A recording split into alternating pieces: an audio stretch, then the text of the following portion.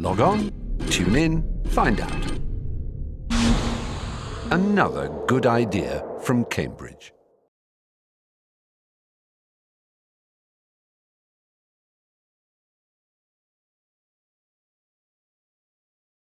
I always start with when and where you were born.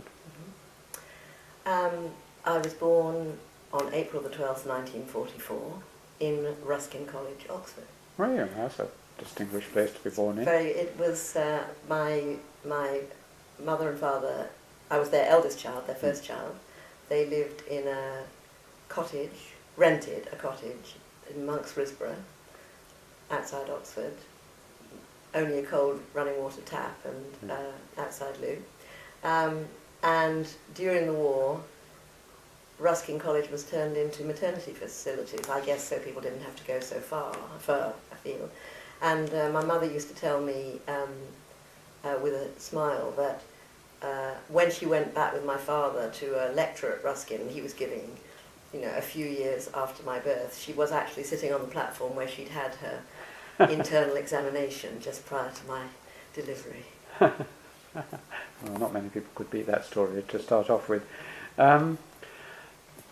Many people like to trace their antecedents back a bit, sometimes to the Civil War or to the Anglo-Saxons, or often to their grandparents, and that's often a good point to start with. Did you know your grandparents? I knew both sets of grandparents, and both sets of grandparents were Jewish immigrants, fleeing pogroms of at the time of World War I, so before Nazism and World War II. My mother's family, she would say, came from what was sometimes Latvia and sometimes Russia. Her father, who was a very dignified man, had fled frontline service. The Jews were put into combat in World War I, and so they were migrants from that. I think lots of Russian stroke Latvian families were. Her older sister was born in Latvia, and she was born in London. So my mother was just British. By the way, my maternal grandfather was a furrier who made rabbit coats for CNA. My father's parents left Poland when he was 2, and his father was a haberdasher and had import-export connections, literally bought and sold, in Germany. So somewhat unwisely, they left Poland. His mother came from Warsaw and left Warsaw just before the ghetto. They lived in Łódź, and then they went to Germany, and from there, when he was rising 12, they came to London. So, not very British, me. Oh well, after Cheltenham Ladies College, everyone is Oh British. yeah, absolutely, I retrained. Did you know them as people? As characters, were they? Oh, absolutely. Yes, I did. I'll start with, because I did before, with my mother's family. My mother's mother was rotund and 5-footish. Spoke with a heavy accent. I remember nothing about her intellectually. I remember her cooking. I remember going into the kitchen where she would have sheets for pasta, sheets for noodles, hanging over the back of a kitchen chair in front of the fire. I remember her making all kinds of pastries, where she would explain to me that you never had to measure anything. She'd make a pile of flour in the middle of the table, and then she'd break the eggs into the top, and then she'd mix it all with her hands. So my first experience of inspired cooking was my maternal grandmother. My maternal grandfather, all the grandchildren found annoying. He did that thing of pinching your cheek. Oh yes. He was a cheek pincher. And incidentally, he and she tended to speak Yiddish. So, I could understand Yiddish, but my mother also would answer in English, so the parental generation had extremely heavy Eastern European accents and mostly spoke Yiddish at home, but my mother and her siblings all spoke with, they lived in Stamford Hill, Stoke Newington as now is, and they all were Londoners.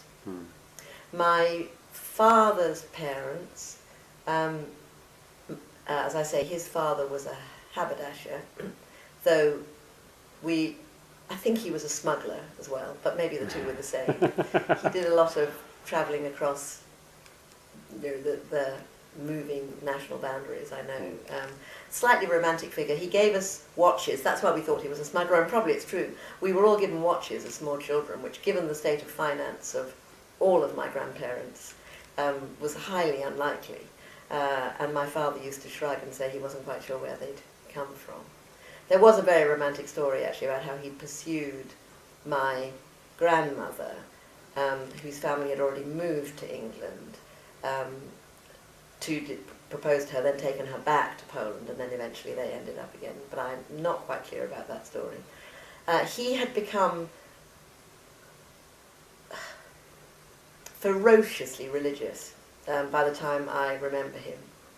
So there was the number of times a day when we were told to be quiet because, as we all put it, Grandpa was mumbling. So he would do his prayers however many times a day, and he kept kosher. There was an extraordinary rift between my grandparents and my parents on both sides. Both sides of the family kept kosher, kept all the festivals, fasted on Yom Kippur, put up tabernacles, all of that stuff. My parents did none of it.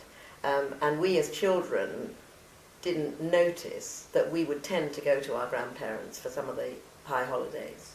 So we learned our Jewish practice with our grandparents, although we didn't really notice it. And at my father's house, it was deeply undermined by my fantastic grandmother, who basically was mightily, roundly annoyed at all of this religious practice, and would subvert it wherever possible. So she couldn't be relied on to buy socks that were not of mixed cotton and nylon, and she couldn't be relied on for anything.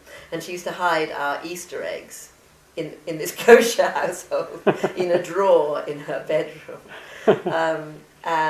Now she was a remarkable character, and publicly quite often when I speak, I salute I salute my paternal grandmother. She was a woman of fierce intelligence, angry beyond belief at a life wasted. But she was a member of the Communist Party, a very active member of the Communist Party. And in my early career, I would know if I were anywhere and somebody said, "So you're Mrs. B's granddaughter," that they were communists. She was Mrs. B in London communist circles. She was an early member of the London County Council. She had a sort of radical salon at home when I assume Grandpa was banished to shul,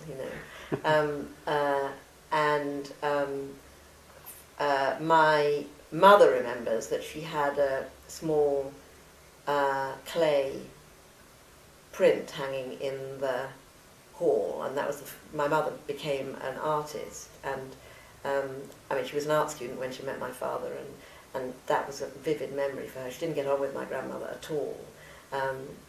They were both competing for my father's love, and the art. It was just basically progressive, radical thought was there with my grandmother. I was a bit terrified of her, but as you can see, she taught me a lot. She also taught me a lot about cooking. She poured all her creativity. She was an even better cook than my maternal, in fact a lot better cook than my more complicated cook. She taught me to whip egg whites on a flat plate with a fork, which you have to do using centrifugal force. You have to beat it so hard it doesn't fall off the plate. And, that was one of her skills, her tricks. And she taught me to value myself intellectually. I could see how clever she was, and she, though I don't remember it, must have brought that out in me. Lovely portrait. Moving on to the next generation, your parents. Tell me something about them. Well, oddly, I've learned a little more about my father's youth, about which I knew virtually nothing. You better say who he was. So my father was Jacob Bronowski, mathematician, scientific popularizer, best remembered in Britain for a 12-part TV series, The Ascent of Man, but actually for older people, from the Brains Trust. He was a resolute believer that there is nothing so difficult that a person in the street can't understand it as long as you don't let them know it's difficult. And that is a mantra that I have stuck to all my life as well, but he taught me that. As I say, he came to England at 12, told the story. Now, the stories of his boyhood I knew from him and are recorded, of how he had, he learned 3 words of English on the boat coming over. He was tipped into Central Foundation School for Boys, where he struggled with the language, went to Whitechapel Library, which alas is no more, took out Midshipmanese and Masterman Ready, and is that the right way round? And learned his English entirely from there, and became a mathematician, as many immigrant children do, because there he wasn't disadvantaged by his difficulty with the language, and gained a scholarship to Cambridge. Now, all I then knew about his life from then until he met my mother in his 30s was 2 letters that, as a Fellow of Jesus, when I was a Fellow of Jesus, I was entitled to look at in his file, though fascinatingly that file appears subsequently to have disappeared. And the first letter was a letter from my grandmother that I truly hope has not disappeared, to the senior tutor, which started out, "Dear Sir, I know it is unseemly of me to write, but my husband is away on business." Of course he wasn't, he was down the road praying. And it was her saying that unless my father was given a pauper's scholarship, there was no way he could come up. Wonderful 3-page letter, and he was indeed given a full pauper scholarship. The other, 3 years later, was a letter from Quilla Cooch to the then senior tutor, saying, "Mr. Bronowski is minded to apply for a fellowship in this college. He has as much chance of a fellowship as of becoming Archbishop of Canterbury." So that was what I knew. But my daughter Rachel was researching this spring a television program she was producing and directing on Alistair Cook of Letter to America fame. And they were exact contemporaries. And suddenly a whole lot of material was unearthed relating to the 2 of them in their university days, which revealed to me the first time how difficult it must have been for my father at Cambridge. And the thing that showed me that difficulty with greatest clarity was a photograph that Jesus College found of the editorial board of Granta magazine, all in their tweed jackets. This was in 1930 whatever, in tweed jackets on the lawn, and in the back row was Alistair Cook, working class boy from Blackpool, 6 foot, elegant, brilliantined quiff, dashing, and next to him was my father, working class Jewish immigrant boy, 5'1", with kinky black hair, a complexion that was very, very much darker at that time in his life than as he aged, as happens to all of us, and so Eastern European, and rather curiously flamboyantly dressed, that it sort of screamed at me how ill at ease he was in that environment. And fortuitously, at about the same moment, an old friend of mine in Cambridge, who was clearing out her father's possessions, and we neither of us still understand this connection, unearthed a whole cache of 50 or 60 letters from my father from university to this older man who lived in London near them at the time and was another communist. My father's letters about what it felt like to be at Cambridge, which confirmed a sense that I've been thinking about recently in relation to Raymond Williams, because he writes about it so clearly, the sense of encountering disadvantage and inequality in that Cambridge environment. So I think I began to empathise for the first time what a struggle it was to be. He never spoke about it, never, ever, ever. He never spoke about his life as anything other than easy. And I think that was a great liberation for me. I never had to carry any of that guilt that some of our first generation students, university students, carry at the University of London, who are of other ethnicities. The guilt about the disadvantage of their parents that they carry with them. My parents never spoke about it, but I have now sort of revisited it. Fascinating. Since we're on Jacob Bronowski, tell me a little more about how he intellectually or emotionally influenced you, having such a famous father. If I'd been a boy, it would probably have ruined my life.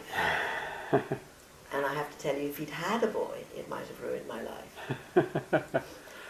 But I was the eldest of 4 girls, and I was his son, to the extent that when he died, his mistresses annoyingly wrote to me in terms that I don't believe you should write to a daughter. I certainly didn't reply.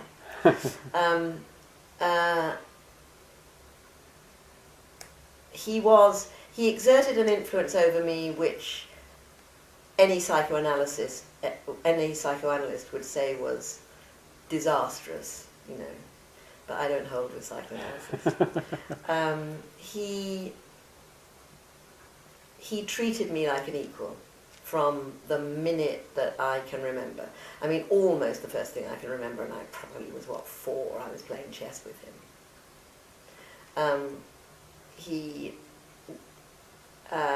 In this household full of women, he sort of pulled me out and groomed me to be his son. In fact, I mean, and to show you that that's not an exaggeration, I remember him very clearly teaching me to run like a boy. He said that he said girls ran in this ridiculous way, letting their arms flap, and that he wasn't the least bit sporty, but I was not to run like a girl. Right? So I've always been very proud of running like a boy. Let me just say a little more about this. Yes, so by the time I was, at least by the age of 7, I was playing a good game of chess against him, a skill I have subsequently lost. And he discovered very quickly that I was hardwired for maths. So, you know, we had a little sort of secret game of maths problems, and that probably wasn't very good for me either. So I was very precocious, and probably a slightly lonely. You know, this was, you know, late 40s, early 50s. I mean, I never ever once thought that there was anything intellectually different about being a girl. Never. So, you know, I owe that totally to my father. And I despised my mother. I say that on camera. Yes, I've explained. You said it before. Until I had my own children, I thought my mother was a nuisance. She was this arty person. I mean, you know, and I imbibed the art, I absorbed the art, I learned to paint, I learned to do complicated knitting, I learned to cook, I learned all those things, all skills I did not value. I didn't think she had any skills. And it was annoying that you had to break off the math problems to have a normal conversation with my mother. And I do remember her once slapping my face, and I'm sure I deserved it. At about 11. At 10 and a half, I won an exhibition to Cheltenham Ladies' College. Now that's also my father's influence, if you like. I passed the 11 plus with flying colours, and the uniform was bought for me to go to Pate's Girls' Grammar School in Cheltenham. And sometime at the very beginning, before term started, my father must have gone and visited. I don't think I visited. I may have done, but I don't think so. I think he probably went alone. And he came back and announced that they had no maths department. And so there was an absolute scramble at my primary school. And I remember my class form teacher at primary school conveying to me, very unprofessionally, how furious she was that I was to be put in for the scholarship exam for Cheltenham, and she therefore was not going to lift a finger, and she thought it was outrageous and wrong for me. You know, she could have been right. So I went into this scholarship exam totally unprepared. I mean, laughably unprepared. And I wrote an essay on smells, which I misunderstood. So I wrote about the smells I hated most. It was supposed to be the smells, so that must have seemed quite eccentric. I was violently car sick all through my childhood, so I wrote about oil and petrol fumes. And then when they interviewed me, I remember them laughing over my head about the fact that these were my favourite smells, and only at that point did I realise it was supposed to be your favourite smells. But more importantly, I couldn't do any of the questions on the maths paper, except there was a question. You see how these things are burned in on your memory. There was a question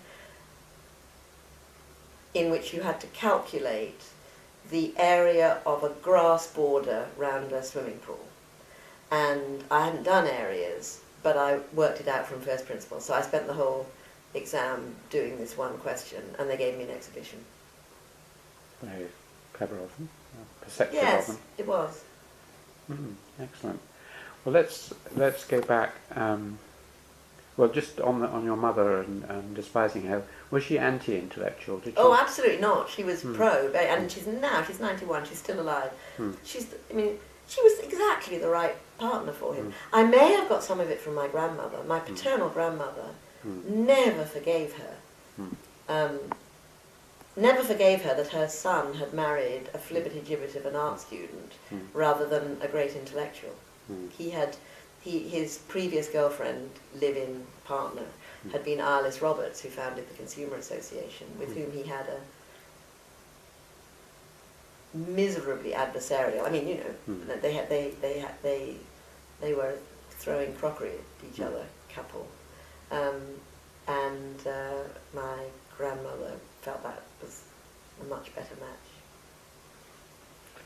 Let's go back to your childhood again. Whether, I mean, in the formative years between sort of chess at 4 and going to doing 11 plus, do you remember any, I mean, you must remember quite a lot about that. Were there any hobbies or things you were passionately interested in? Well, you know, this was a Jewish immigrant family. I mean, we were passionately interested in everything, and anything we showed the slightest interest in, we were projected at, right? God knows where they found the money. One bit of enormous good fortune for me was that when I was 3, I think, we'd have to get the date right, somewhere around then, my father and Julian Huxley were part of the founding group at UNESCO in Paris, and we went and lived in Paris for 6 months, and I learned some French, which I seemed to hold with me, and when I started French again, I found it very easy, and I now count myself fluent in French. Some people say I'm bilingual. I'm not really bilingual, but I am absolutely fluent in French, and that started then. My mother loved the guitar, and from halfway through primary school, I learned the classical guitar, which is a very weird bohemian thing to do in those days. Segovia was at his height. Julian Bream was knee-high to a grasshopper. John Williams I actually once beat in a guitar competition when, you know, he was whatever, and I think he was 2 years older than me. So I learned the classical guitar. So I got a musical education outside school that also stood me in good stead. And I would have to say that I have a singing voice, and Cheltenham really, really trained that. Let's go on with the music a little bit. I mean, how important has music been, either in relation to your general life or to work or to your interests?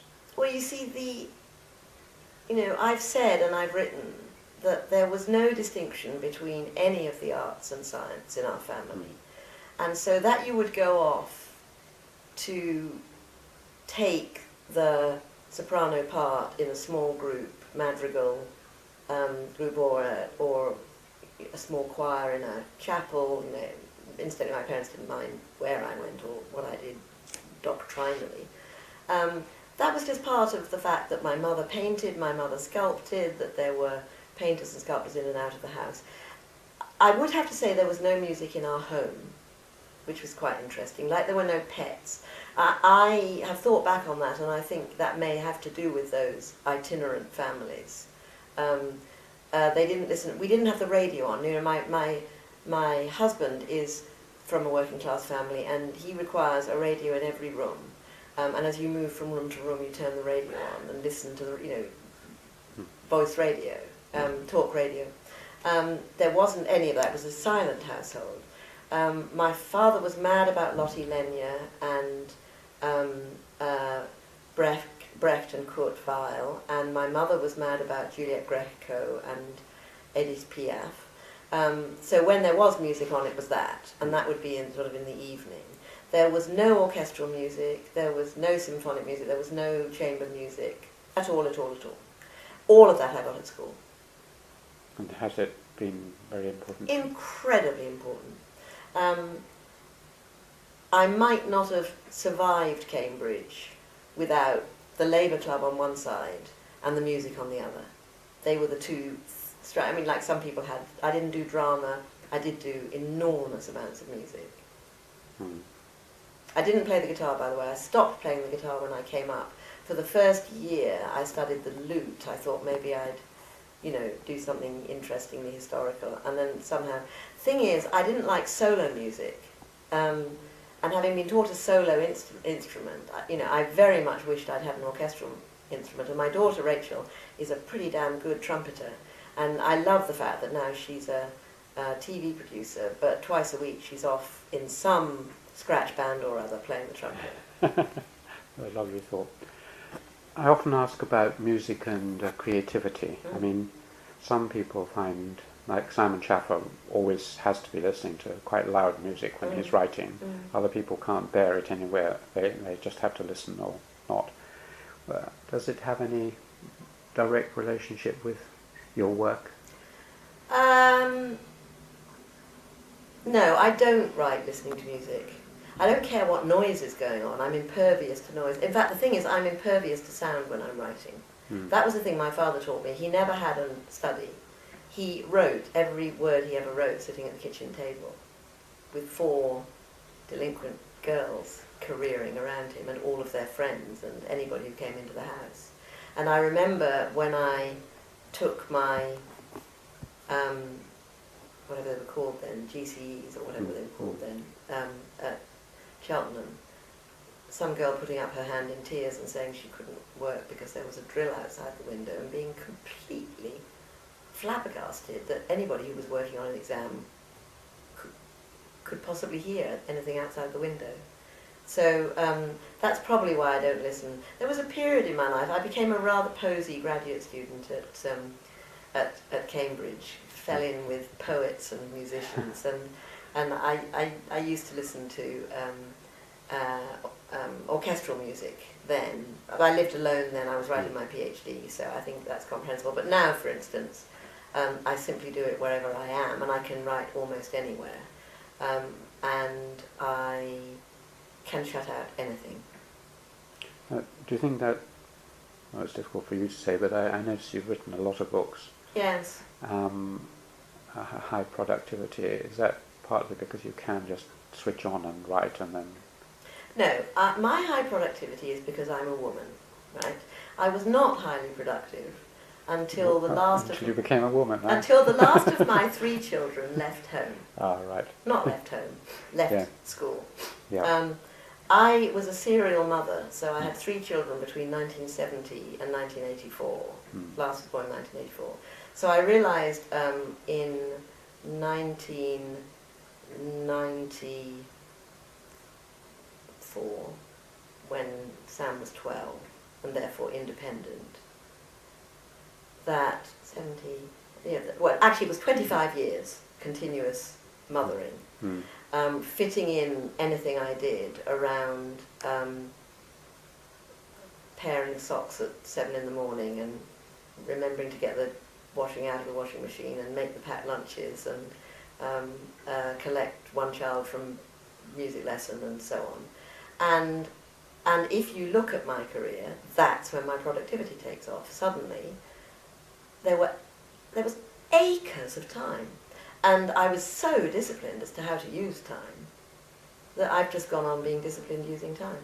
I am very disciplined with time.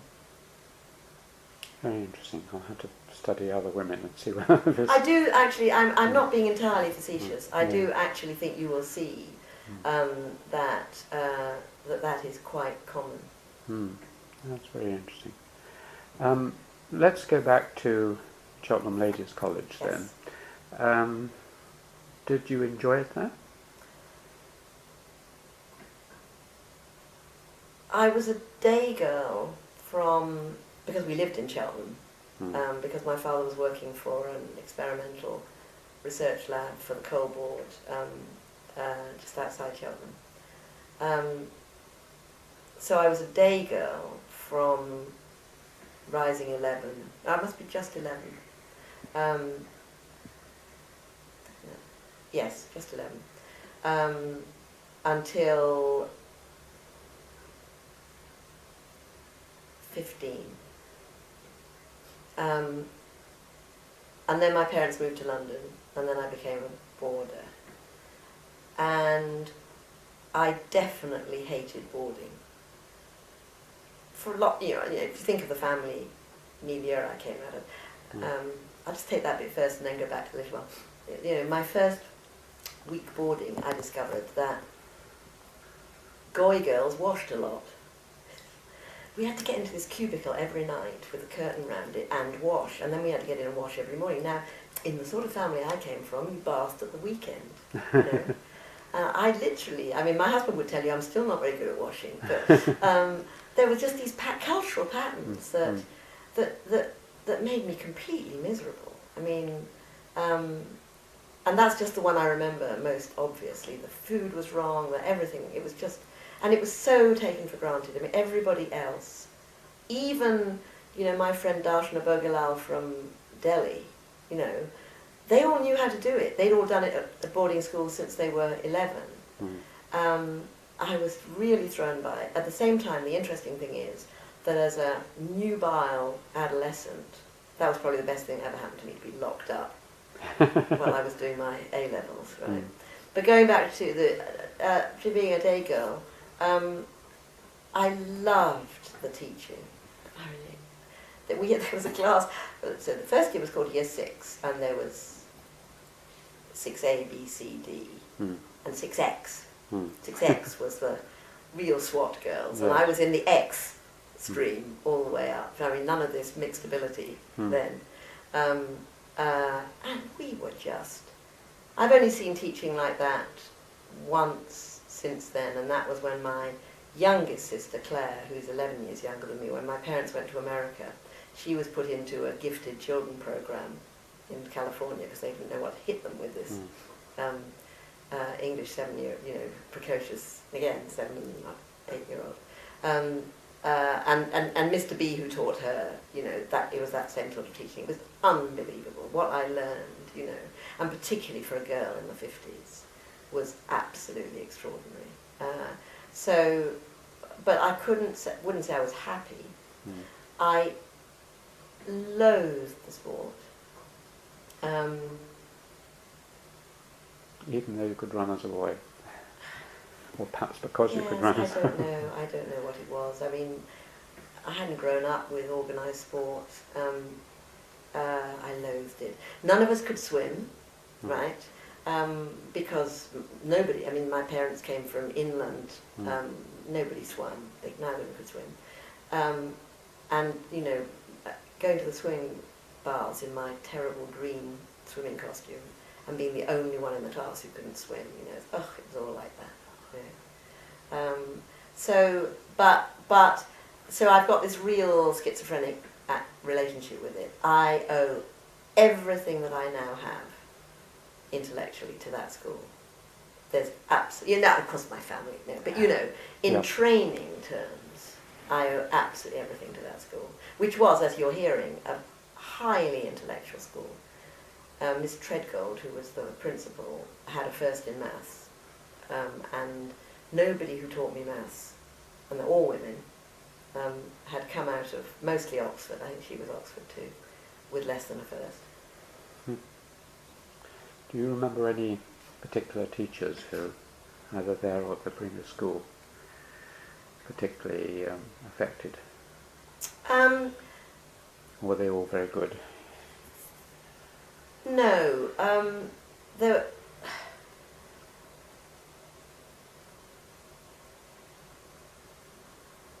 Teachers all liked me, and usually when people have a favourite teacher, it's because they found a teacher who likes them. But if you have a child who can just do it, who you can push as hard as you like, and is biddable and focused, and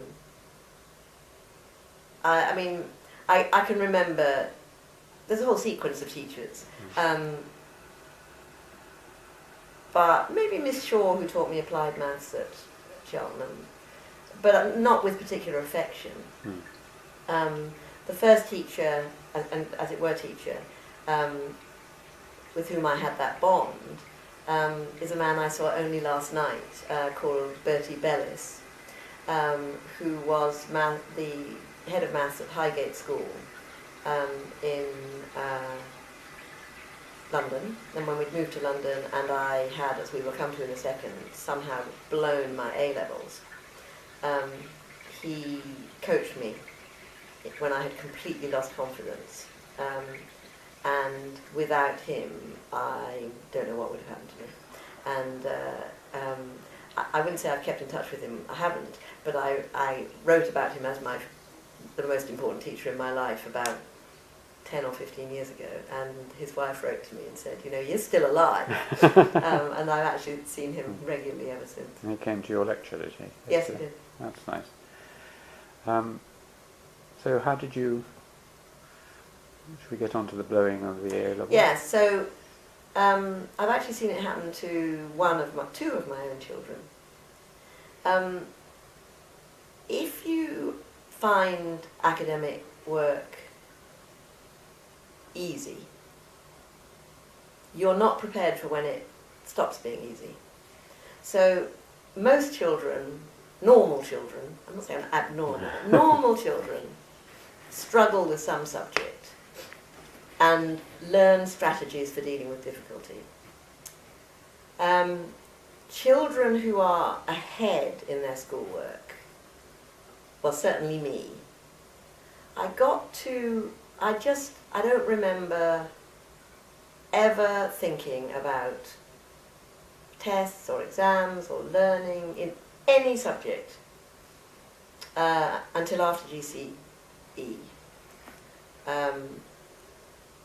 When we all got 10 A's or something. We didn't actually. They weren't so vulgar as to put us in for 10. I think we took 8 or something. And we all had to get over 90 for Latin because that there wouldn't be. Of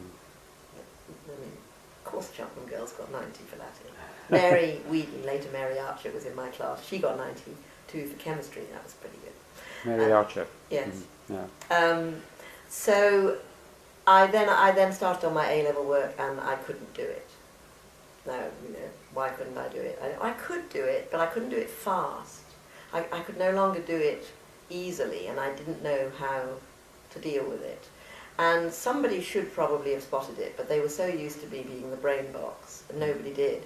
And I would say, and this is the only thing I would say against my father in this process, I think he came to rely on the school. He stopped paying attention. He had paid very close attention to my education until I got well into the math stream at Cheltenham, and then he just let me do it. Now, probably it will turn out it was a period in his life when he was terribly busy. Nobody noticed.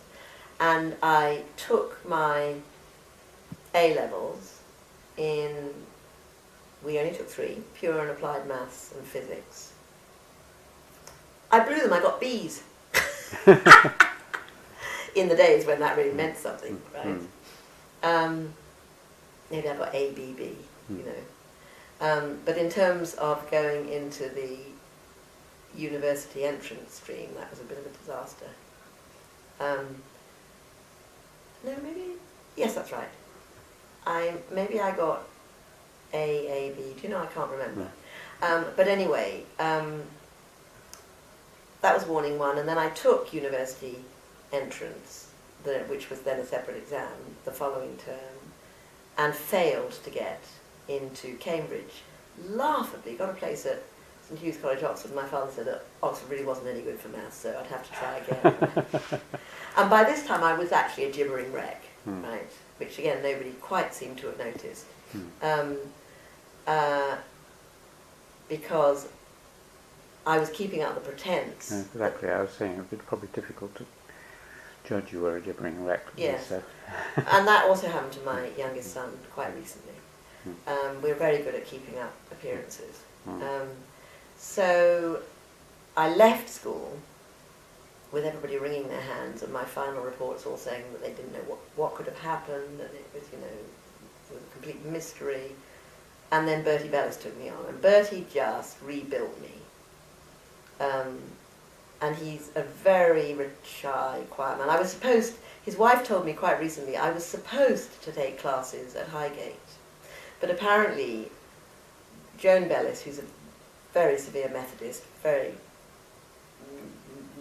good woman who rules Bertie with a rod of iron, invited me round for tea. And apparently after I'd gone, told Bertie there were under no circumstances could I be allowed in to distract the boys. So I had one-on-one teaching in her living room with her pottering around in the background. So, you know, I worked with him, took my A-levels again, just took the maths. I must have got A in chemistry, in physics the first time, right? That's right, and got, you know, A stars in pure and applied maths and sailed into Newnham. Into Newnham, yeah. Let's just go back to that sort of period, because that's often the period when people go through some religious crisis or whatever. You said your parents were not practicing Jews. Have you ever moved away from their position to any other position? No. How would you describe yourself? Okay, well, believe it or not, you will believe it. When I got my exhibition to Cheltenham, which is a Church of England foundation, I had to go in on the Jewish quota.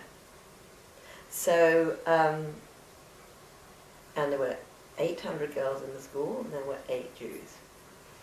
There were 8 Catholics too. And what that meant was that when I became a boarder, when they went to chapel, I had Hebrew lessons with a wonderful man called Dr. Naki Donyak. So rather wonderfully, most of my religious education I owe to Cheltenham Ladies' College. I received no religious training of any sort from my family, but because of this position at Cheltenham, I received a full Jewish training and the ability to read classical Hebrew from Cheltenham Ladies' College on Sundays. I did, therefore, in that period, fully fast on one Day of Atonement at Cheltenham in that period when I was boarding. And that's the closest I've ever come to religious practice. And so you are sort of slightly shielded if you come from an Eastern European Jewish home, because there are a lot of rituals, family rituals, that others might construe as religious, but they're family rituals, you know. So with my children, we've lit Hanukkah candles, but you know it's entirely comparable with having a Christmas tree. It's at that level.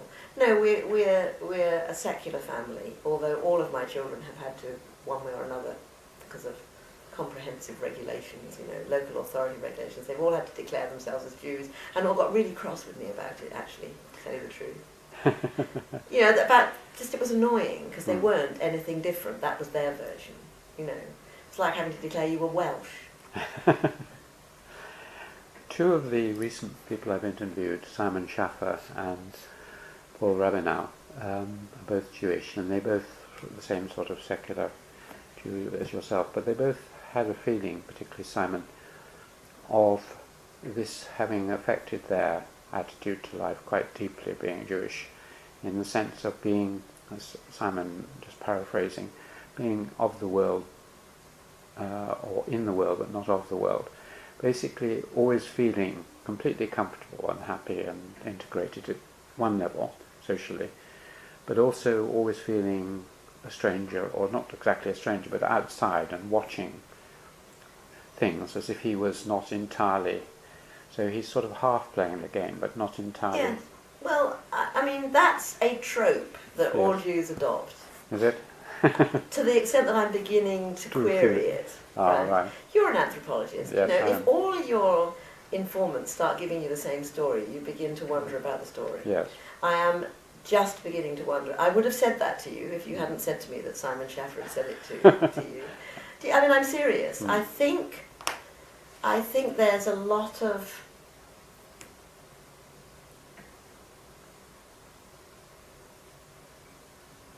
submerged confusion in our generation, partly because many of us were not even told we were Jewish until we were 11 or 12. I mean, this was the period immediately after the war when everybody was pretending it hadn't happened. Absolutely pretending. And it would be absolutely impossible for anybody living in today's world to believe that the first time I saw footage of Auschwitz or Belsen at Liberation, I was 20. It was considered something you were not going to show. And my mother always told us she had felt discriminated against, and we would all turn on her and say, "Oh, it's so ridiculous, we've never been discriminated against." And there are all these confusions. Do you see what I mean? I mean, you know, our skin colour wasn't quite right, but we passed. You know, people would say, "Oh, you've got a suntan." She would always say to me, "You've got a suntan." I have not got a suntan, I am this colour, right? Is that what you said to them? It's sort of impolite, you know. But it's very funny. I mean, to have gone through your whole life being told you've got a suntan, which is a way of saying you've been accepted. Do you see what, you know? And it is true, and I was talking to somebody about this just last night. It is true that we escaped the class system in some way. I was very shocked when I was at Cambridge and very active in the Labour Club at the burden of class consciousness that standard British students carried with them, either because they were middle class or because they were working class. And their ability to feel picked on, or, you know, that something had happened because of, I found bewildering, and I did know I didn't have that. Absolutely didn't have that. And they would tell me I was middle class, and I'd laugh, you know. It's sort of ludicrous to try and pigeonhole me. I knew they couldn't.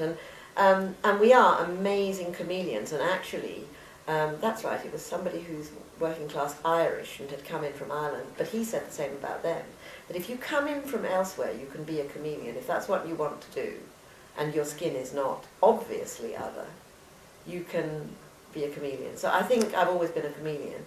I also think you have an extraordinary luxury, which is you can, throughout your life, you can choose to belong or not. Now, that's a luxury that you only have if you have two personae. I think you have that, and I think that makes us show-offs and extroverts, and might not always be a good thing, but I think that does happen. Just to go on one further thing on choosing to belong or not to belong. Yeah. I mean, it always struck me as a central feature of Ernest Gellner that he in a sense, had that choice, but that led to some of his difficulties because he both wanted to belong and not to belong at the same time. Socially, emotionally, he wanted to belong to the club, but always he felt intellectually that this would imprison him. So he had to... How old is Gelner? Well, he died in 95. Yes, you see, He was 70 then. I'm just trying to think about it. 1925. See, my father belonging to that wanting to belong generation. And I think we were saved from that somehow. There are lots of things I've wanted to belong to. Most of them I felt excluded. No, maybe that's a better answer.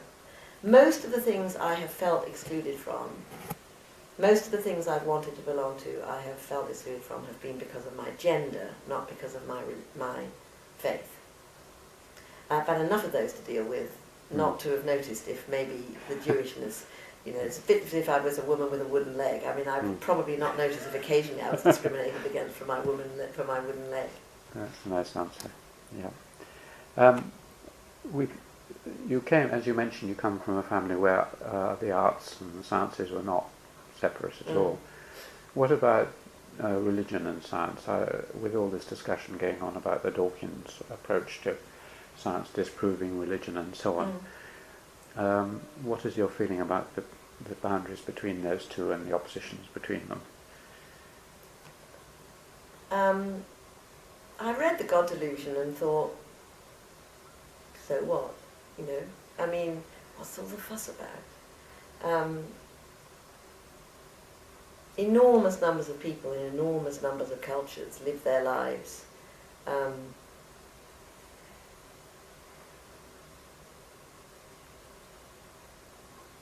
occasionally claiming that they do belong to a religion, but most of the time behaving as if they didn't, and probably most of the time not believing. And the number of clerics that I've met who have told me quite firmly they don't believe is quite astonishing. In fact, in the Church of England, it's almost a defining feature of the cloth. So I think, all right, I find it annoying.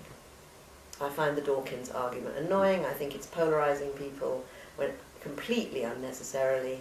I think all of the worst things that have happened over the last many centuries have happened in the name of religion, but that doesn't mean that I particularly want to come down on people who find it comforting or useful or rescues them from something else.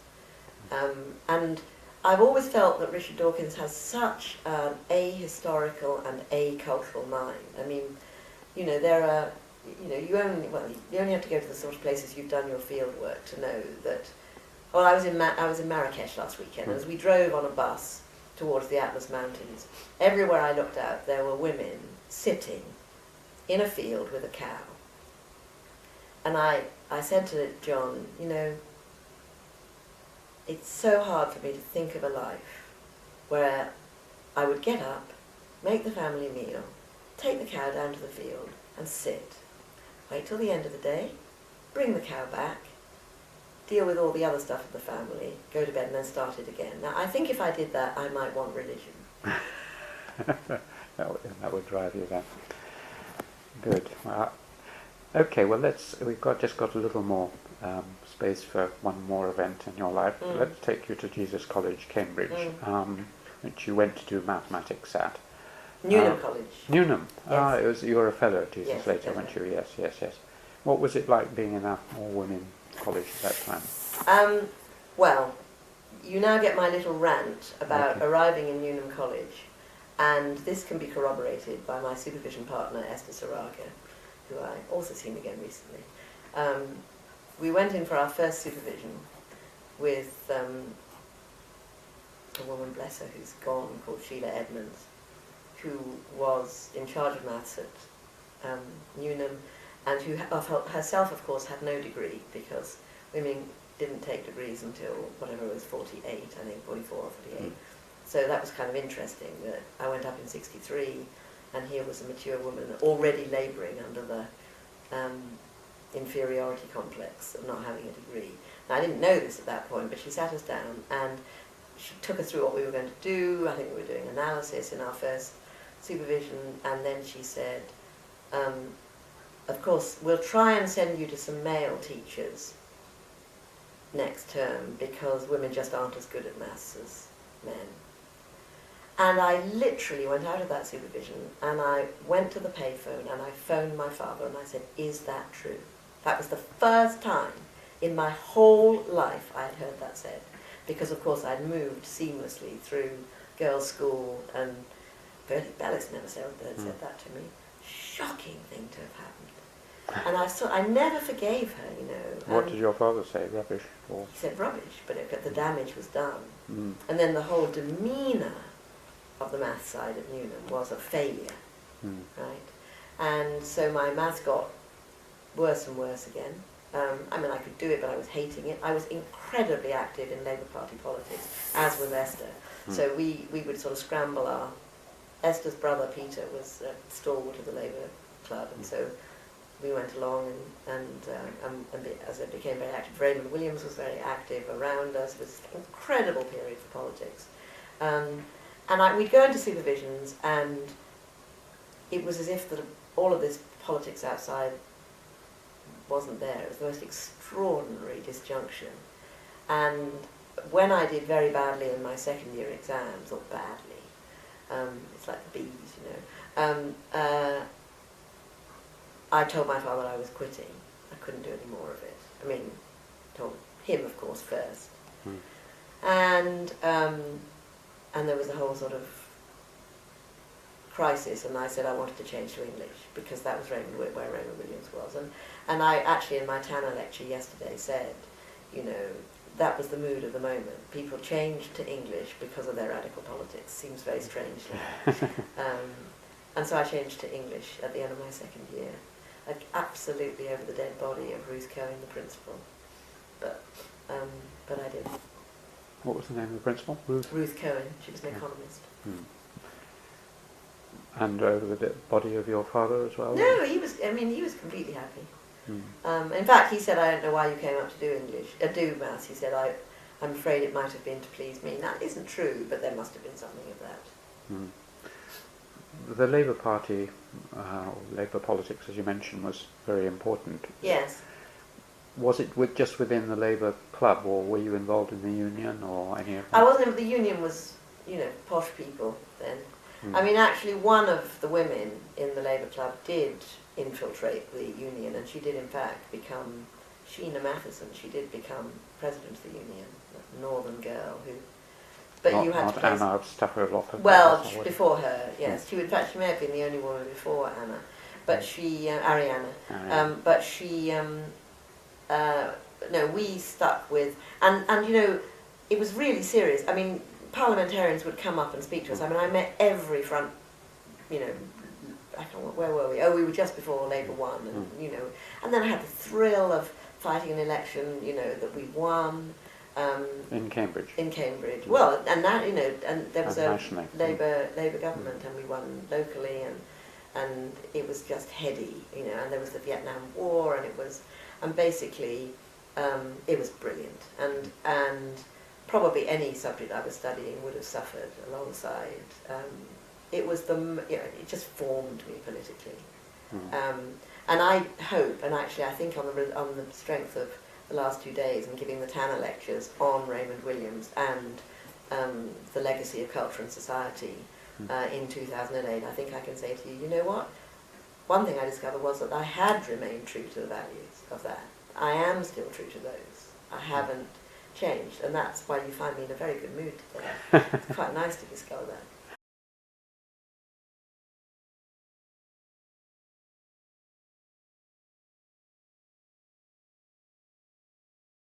Even as an undergraduate that you came across Raymond Williams. Did you come across him personally at that time?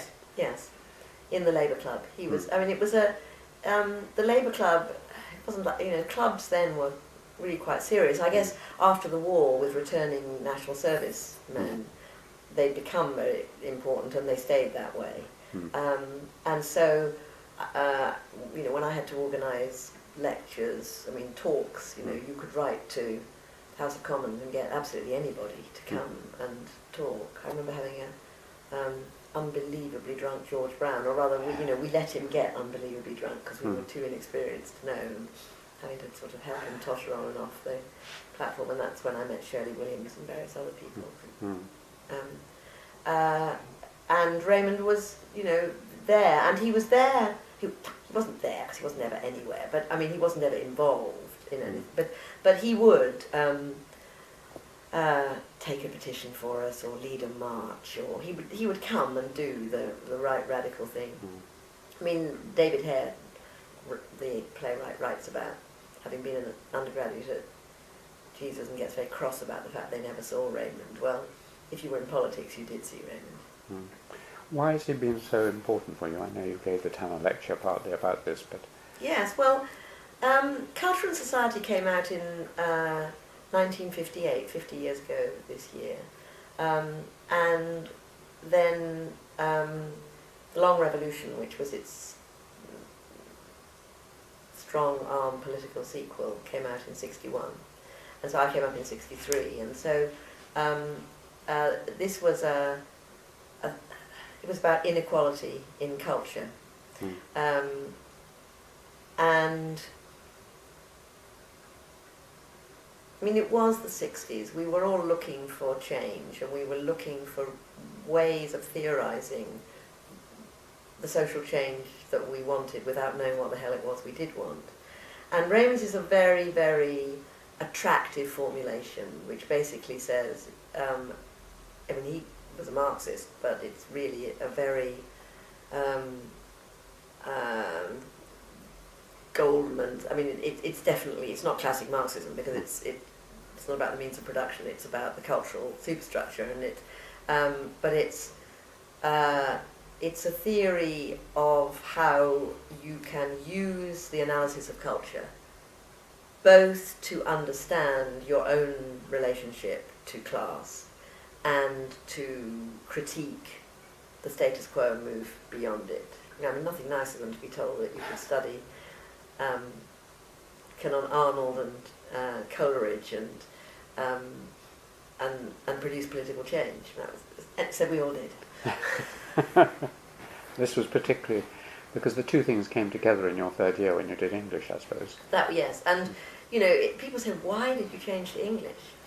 Because Ruth Cohen wanted me to change to, the principal wanted me to change to economics, and my partner, supervision partner Etty Saraga, changed to psychology. Well, no, she finished maths, she did finish, and then she changed to psychology.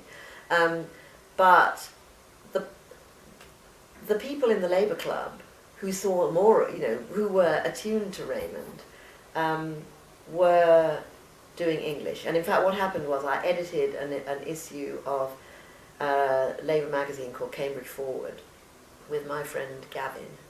And we did an interview with Raymond for that.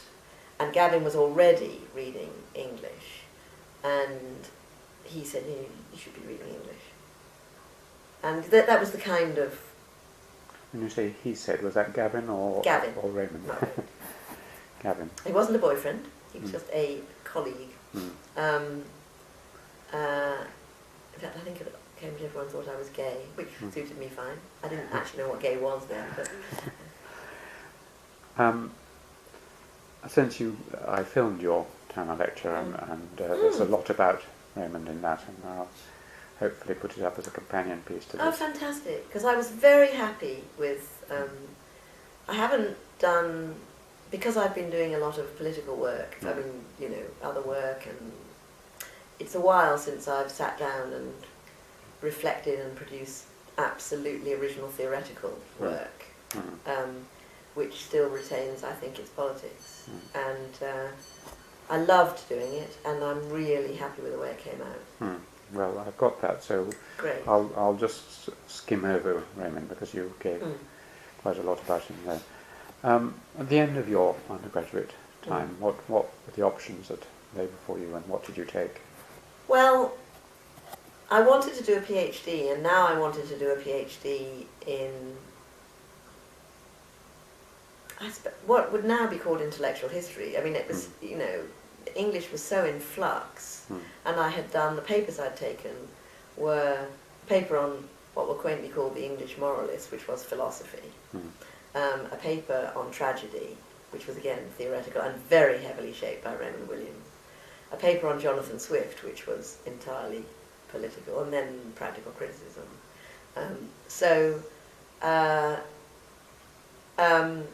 I wanted to do a sort of intellectual PhD, and was told by Newnham that I could not.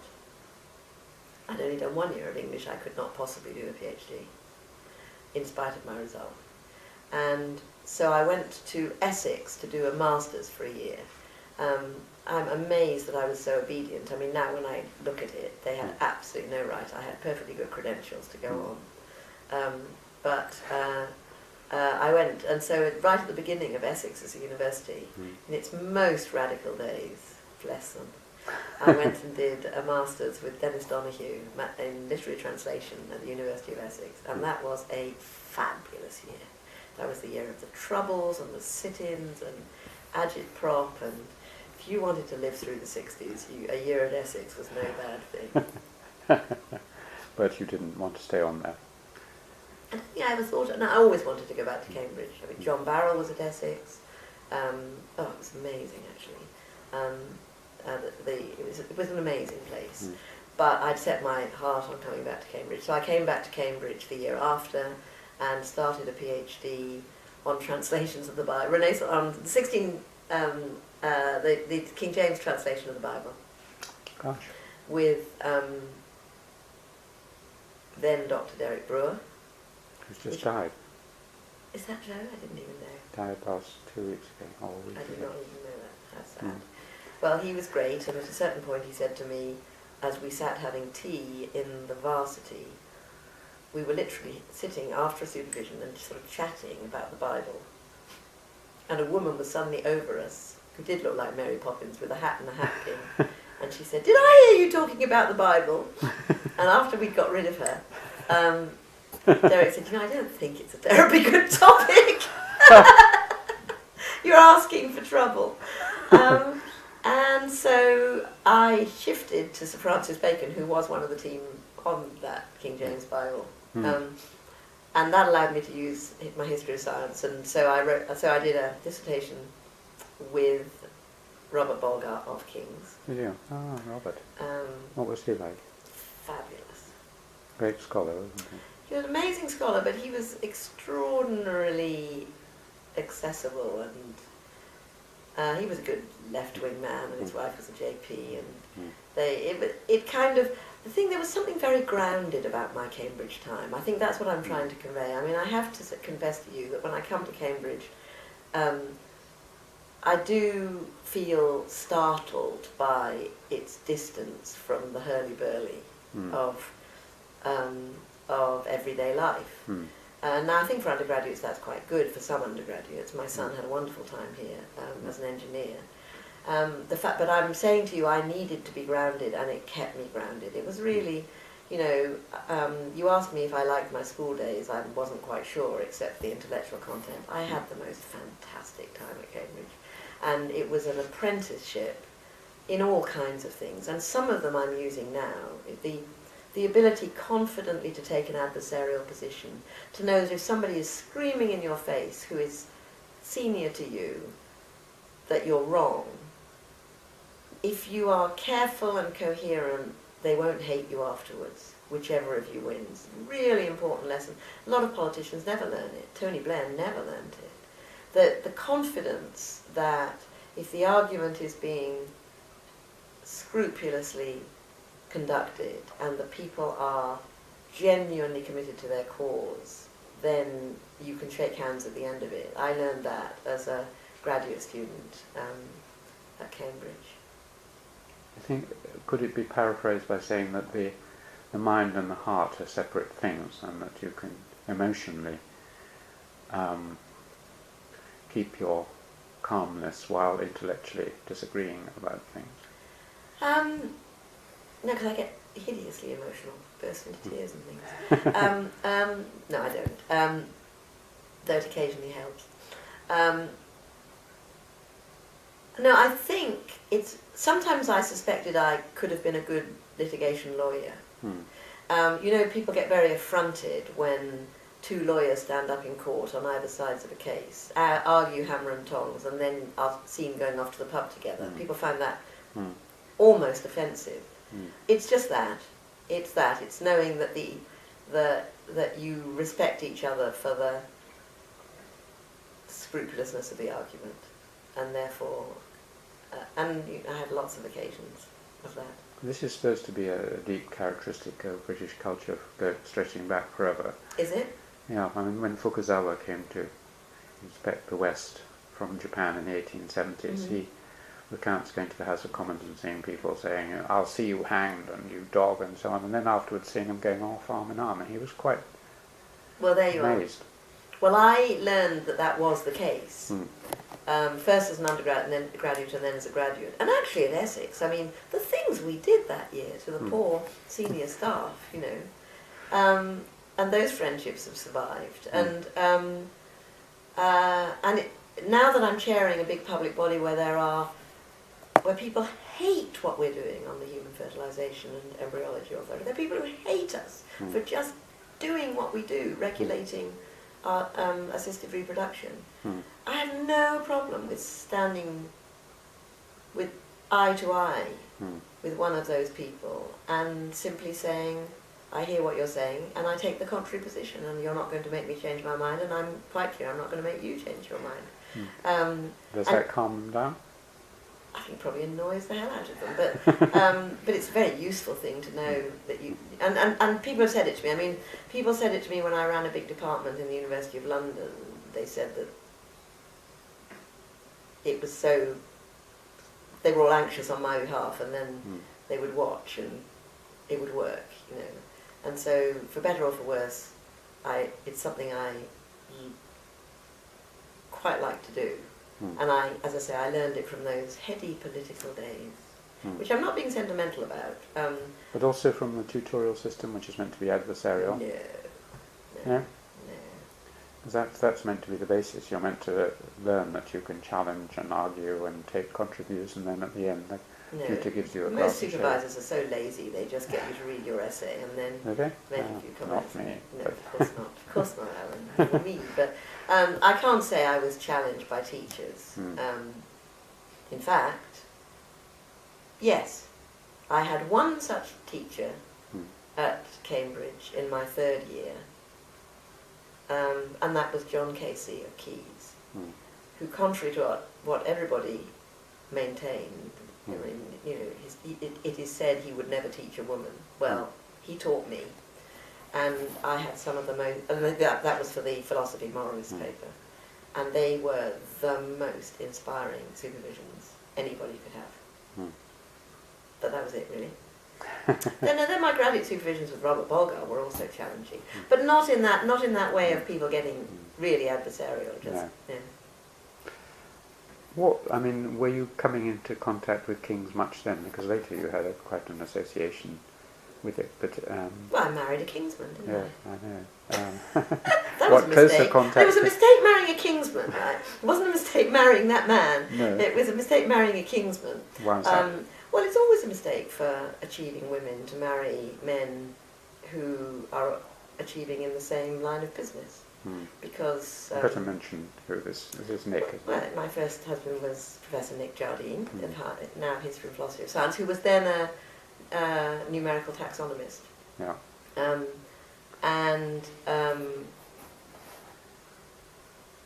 We met at a party of Graham Mitchison's, the distinguished latterly molecular biologist,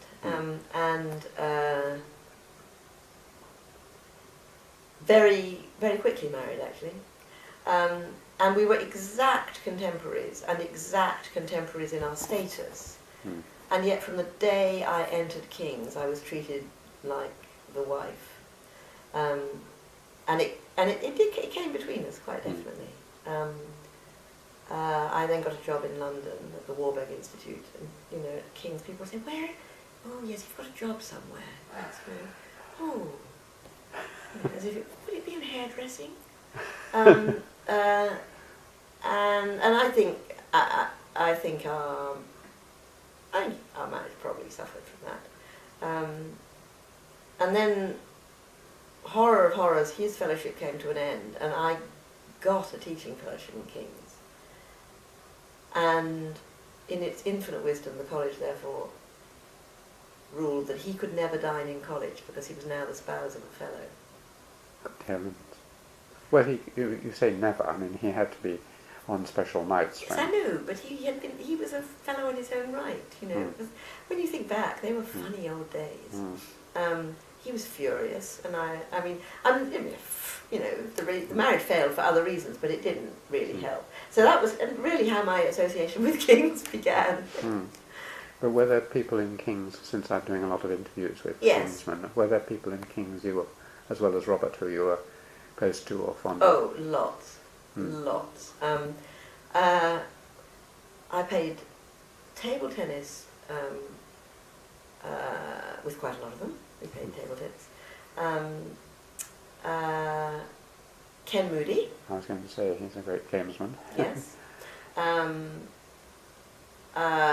Frank Kermode arrived just about the time I did, and he was a great figure. You know, I did Renaissance, had already moved into Renaissance intellectual history, and you know, I hugely admired him. But you know, there was Pat Bates. there was Pat Bates and Martin Rees. I mean, it's terrible. I mean, Bernard Williams. Well, yes, absolutely. But I mean, you see, you're prompting me. But if you gave me a list of fellows, no, it was amazing. It was amazing. Being a fellow in my own right was absolutely amazing. I was only here as a fellow for a year. I had been off to Cornell and held a fellowship there. I came back, got a university lectureship, and I had been... Which year was this? 1976. I was pregnant with my daughter. I was teaching at King's. King's was a little bit sluggish in offering me a fellowship, and Jesus College, which had been my father's college, wanted to admit its first woman fellow, offered me a fellowship. So I was admitted a fellow of Jesus College on the 6th of October. 3rd of October 1976, and owing to a small miscalculation on my part, I was, by my calculation, 9.5 months pregnant, which was very sort of timely because Jesus College had been closed down as a nunnery because the last nun was pregnant, and now their first female fellow was hugely pregnant. But they didn't know I was pregnant, they just thought I was terribly fat. I was admitted a fellow on the 3rd, in chapel with, you know, the Latin ceremony, standing at the centre of a semicircle, a horseshoe of fellows, and all the way through thinking, please don't let my waters break, please don't let my waters break. And she was actually born on the 6th. So God heard you. Yes. That's a nice story. And you stayed at Jesus for how? 15 years. 15 years, gosh. Is there anything to say particularly about Jesus? They were very good to me. It was very complicated being the first woman fellow. It's a huge responsibility. People were very nice to me, mostly. Mostly. And certainly it didn't bother me, you know. But it was complicated, you know, the responsibility, I mean, of and then they sort of wanted you to look after the women, and, you know, you did sort of become mummy. It's very funny, when I was made tutor for women to deal with personal things that they couldn't talk to their male tutors about, the first 4 people who came to see me were men. Yes, this was noticed, I mean, in writing about King's, someone pointed out that women were ascribed to these roles, sort of maternal roles within the college at the beginning. But it was a good bit of my career. My marriage broke down in the middle of it, in that wonderful way of Cambridge colleges. Everybody behaved as if nothing had happened. So that was very helpful, actually.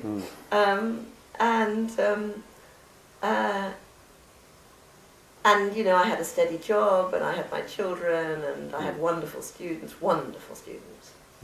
Warring colleagues. I had Howard Erskine Hill and Stephen Heath were my colleagues who wouldn't speak to each other, so it put me in another curious maternal role, you know, so tell mother that I don't want sugar in my tea.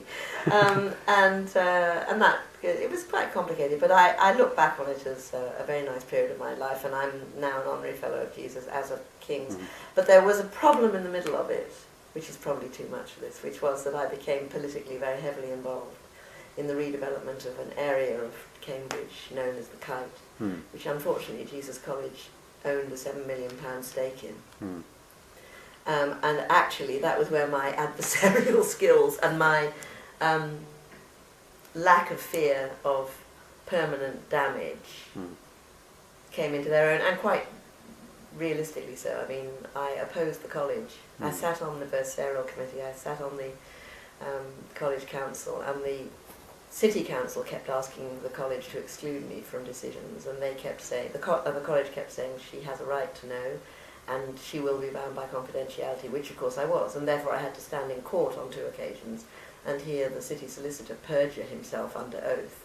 But I was This is to go on confident. I don't care. I don't mind. I really don't mind. I mean, it's just interesting. It is just interesting, you know. Confidentiality, if you truly observe it, very quickly gets you into situations where you discover other people are being economical with the truth. Yep.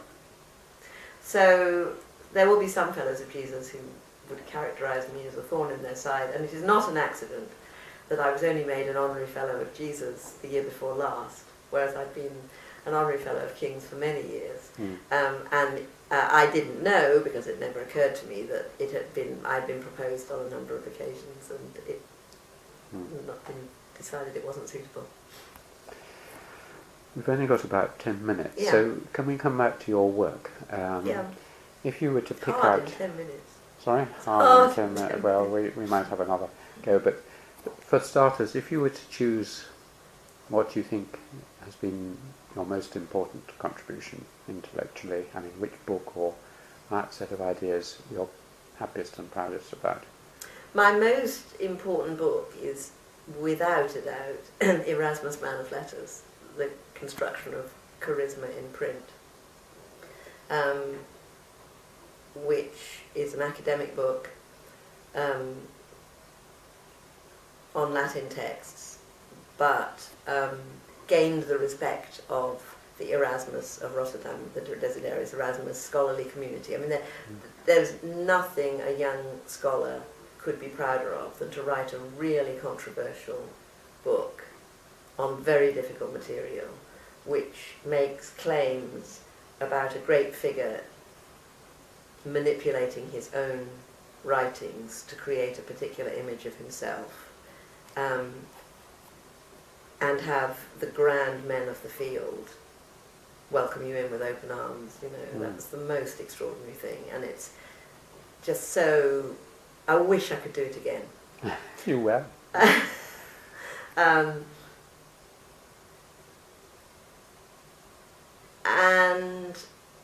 And I think beyond that, I've come to feel that I just want to communicate the things that matter in any... And I have no fear of any field, right? I mean, that doesn't make me a dilettante.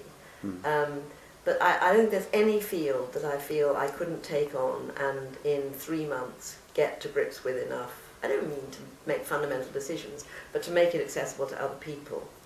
And that has become a burning desire for me. I mean, we have, as academics, long careers doing fundamental scholarship, and aren't we lucky, fundamental research.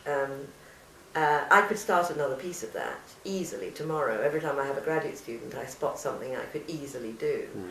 But given that life is short,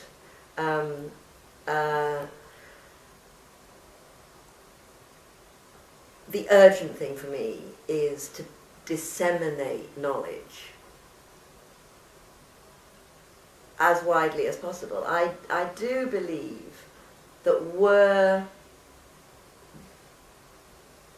knowledge distributed evenly, more so than money, than wealth, I do believe if knowledge were distributed evenly, there would be less conflict.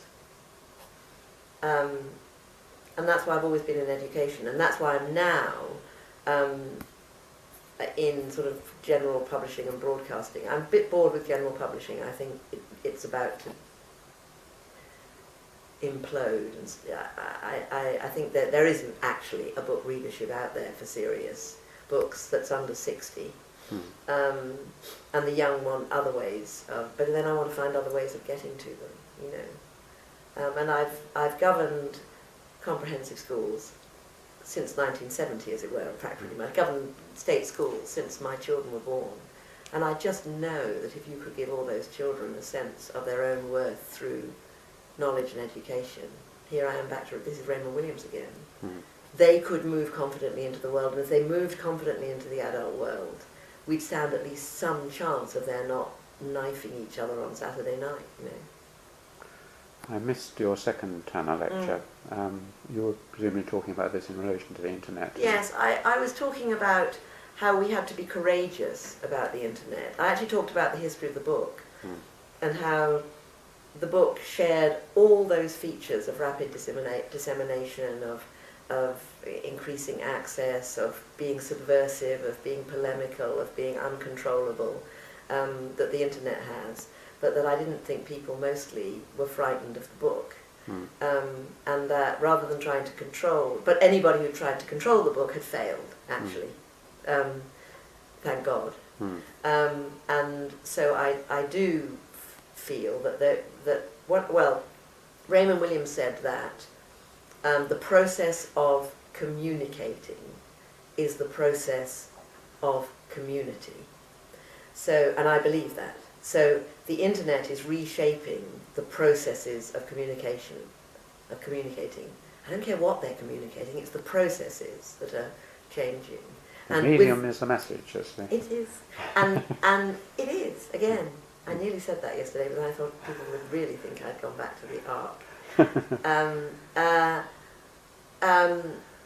And so my plea was that we look at and try to get some sense of the changing shape of communities, which I'm using in a quite old-fashioned social anthropological way, though they won't be geographic or national or even perhaps face-to-face anymore, and try to think through where that might take us in a positive sense, you know.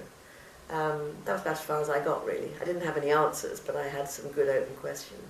Are you optimistic that the internet and the web will create international communities of this kind? I mean, I'm a huge optimist, but I'm as optimist as Aldus Manutius was in 1500-something with his multiple copies of Latin texts that were coming off his beautiful printing press, you know. And people around him were saying, oh, it's all going to the dogs, oh my goodness, you know, whatever will happen to scribes, you know, children won't learn proper handwriting anymore. It's all happened before, it's happening incredibly fast, but the democratizing power of the net is so enormous that without romanticizing it in any way, I don't see that we can wish to clamp it down. And Professor Frank Kelly from the Maths Department, as one of the respondents, said, we won't know because actually these things are,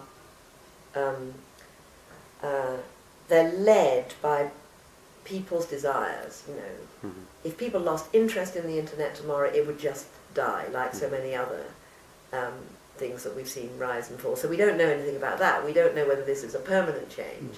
But that was exactly what they said about the book. Passing fad. You know.